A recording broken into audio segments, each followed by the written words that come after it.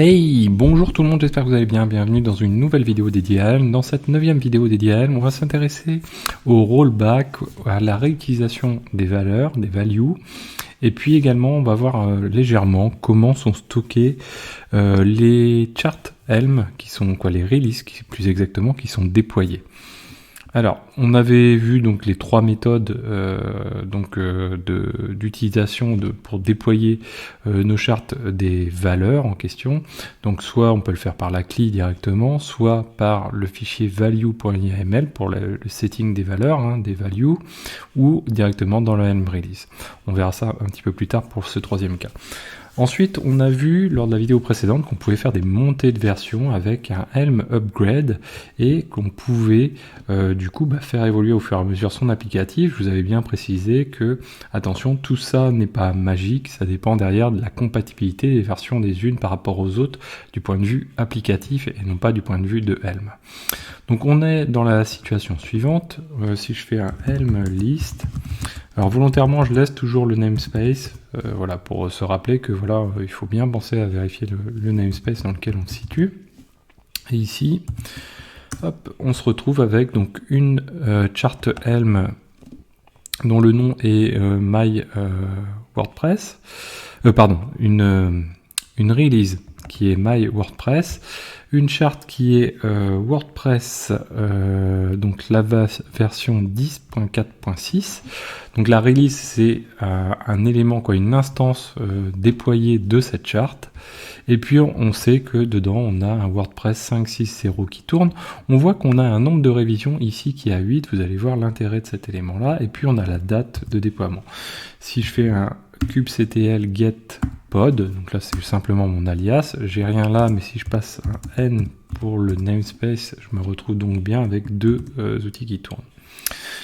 Derrière, donc on va avancer, on a la commande helm history qui permet de lister les différentes versions qui ont été déployés, puisqu'au fur et à mesure du temps, on va avancer avec des différents upgrades, on va même pouvoir, vous allez voir, faire des rollbacks, et du coup le but c'est de suivre dans le temps cette évolution et éventuellement de pouvoir revenir en arrière.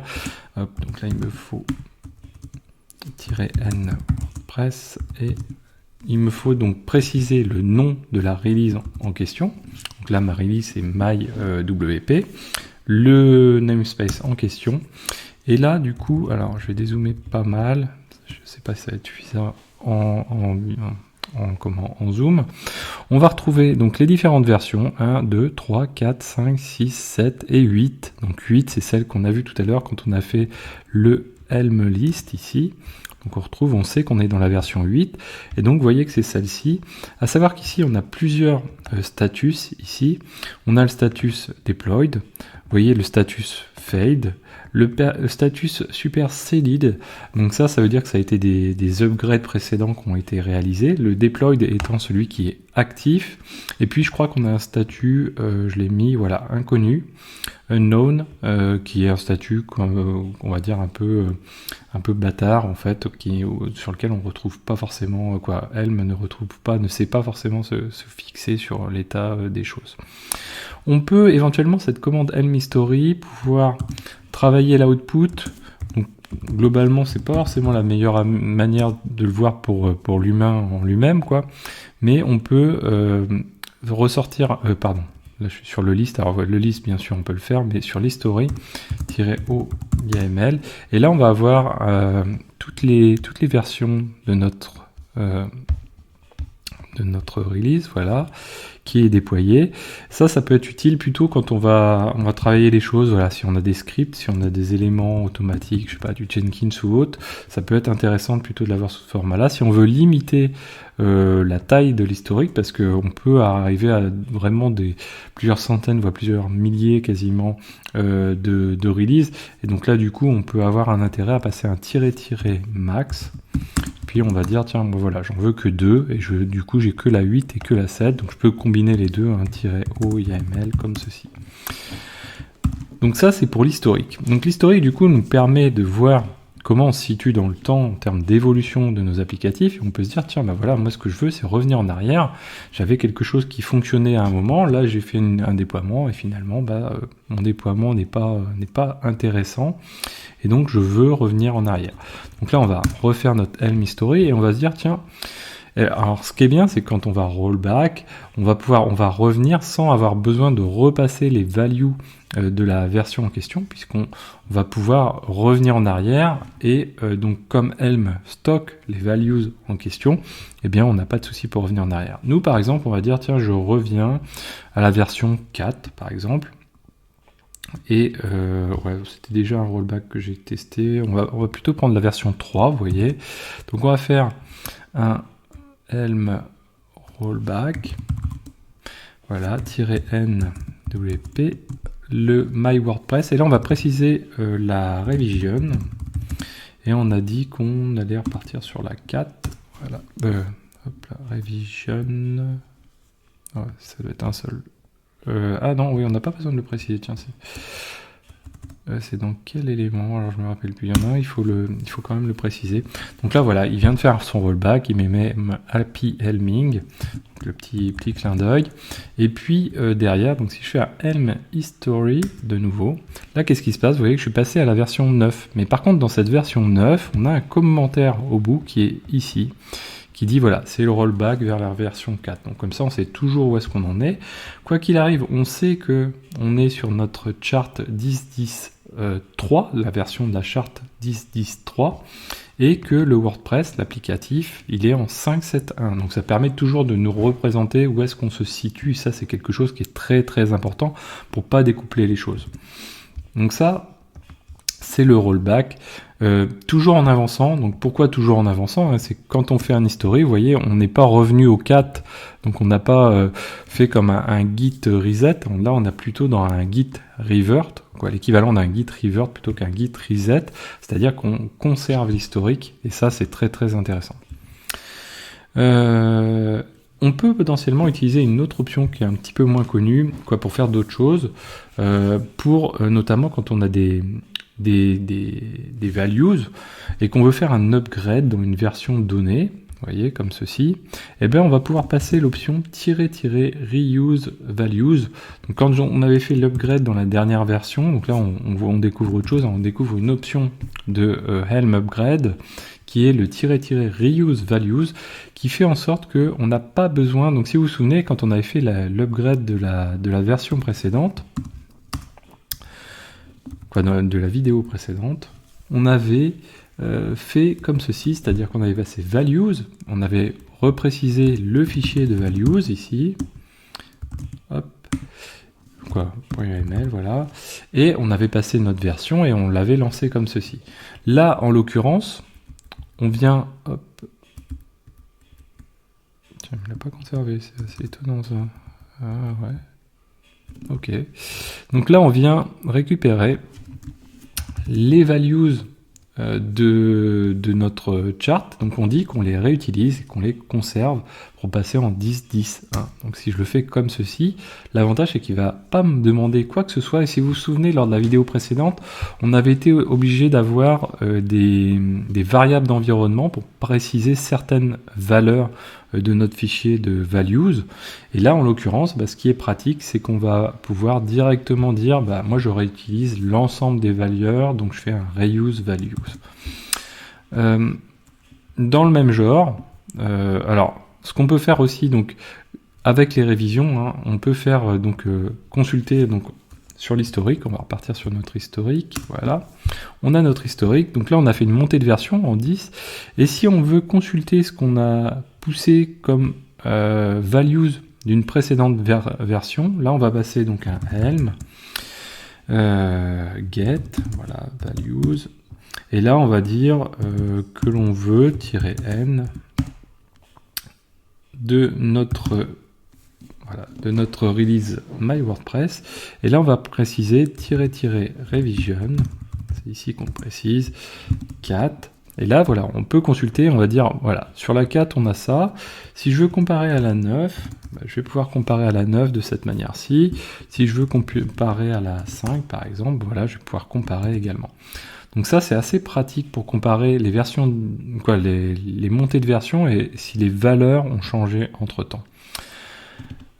Autre élément, donc potentiellement, alors là je vais le faire, mais ça va pas fonctionner. Non, je vais pas le faire, mais on peut faire aussi totalement l'inverse, c'est-à-dire on peut faire un reset, comme ceci, values, et là ça va remettre à zéro l'intégralité des valeurs. Alors si je le fais là, du coup, ça va planter complètement mon déploiement, puisque WordPress et MySQL, pour fonctionner, ils ont besoin qu'on leur set ces valeurs-là, donc ça ne fonctionnera pas, mais potentiellement on peut le faire. Alors quoi qu'on peut le faire, de toute façon on peut rollback derrière, il n'y a pas de souci. Donc là, si je le fais comme ceci, toc, voilà, donc déjà, bon, il me demande de resetter plusieurs valeurs, comme on l'avait fait précédemment, et derrière, bon, il va planter, puisque de toute façon, alors on peut le faire, toc, voilà, comme ceci, ceci. Du coup, comme il n'a pas de valeur, il nous demande d'en setter quelques-unes. Donc par exemple, il nous demande de setter celle-ci, et il nous demande de setter celle-ci. Hop, voilà. Yop. Comme ceci. Et là, il lui en manque même une autre, vous voyez. Donc une supplémentaire. Donc voilà, après, ça dépend vraiment des dépendances. Hop.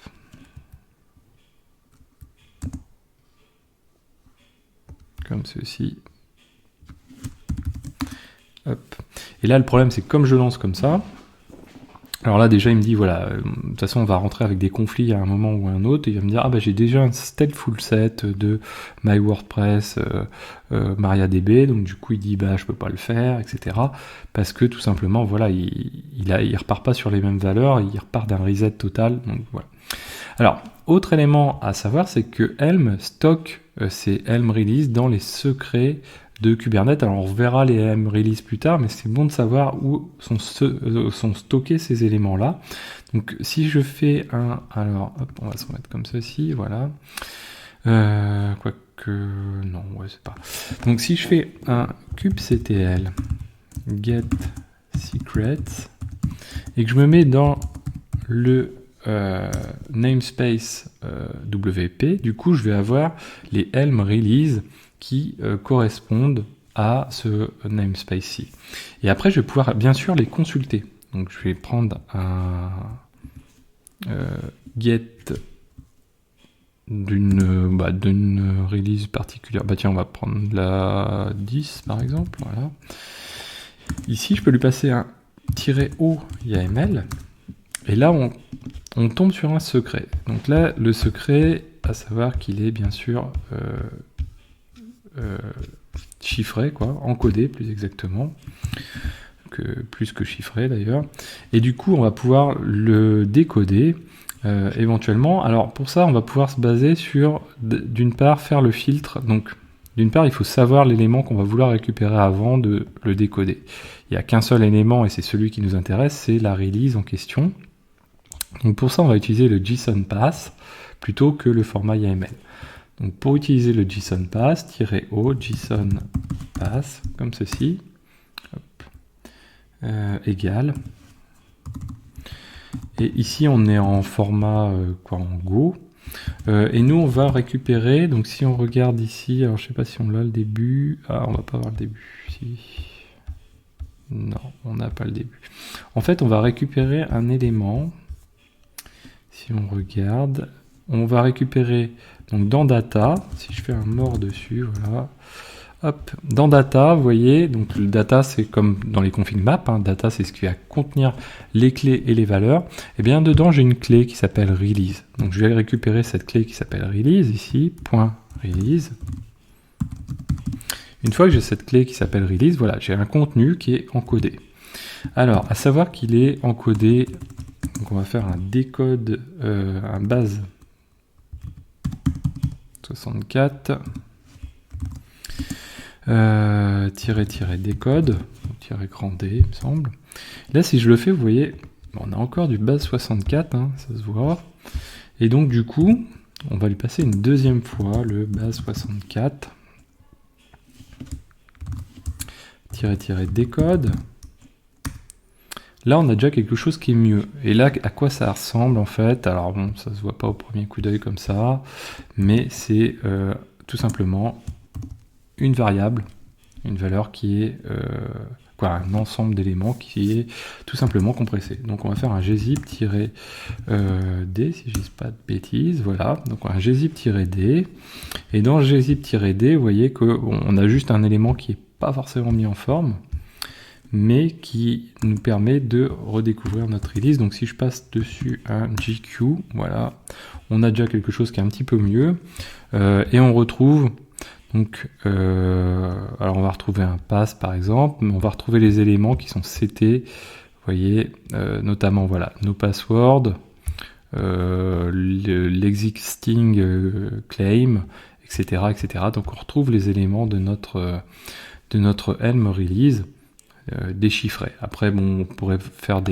interpréter les choses, filtrer un peu plus, etc. Donc ça, c'est possible. Alors, c'est possible avec le JSON Pass, c'est aussi possible avec un autre -o qui s'appelle GoTemplate. Et lui, on va pouvoir lui passer directement, en fait, deux filtres combinés de base64 des codes, ici, comme ceci. Je vais pas vous le faire, parce que de toute façon, ça va donner exactement le même résultat. Et voilà, c'est plutôt bon à savoir ces choses-là. Donc c'est vraiment le mode de stockage de Helm, donc c'est bon à savoir pour avoir une meilleure idée un petit peu de ce qui se passe.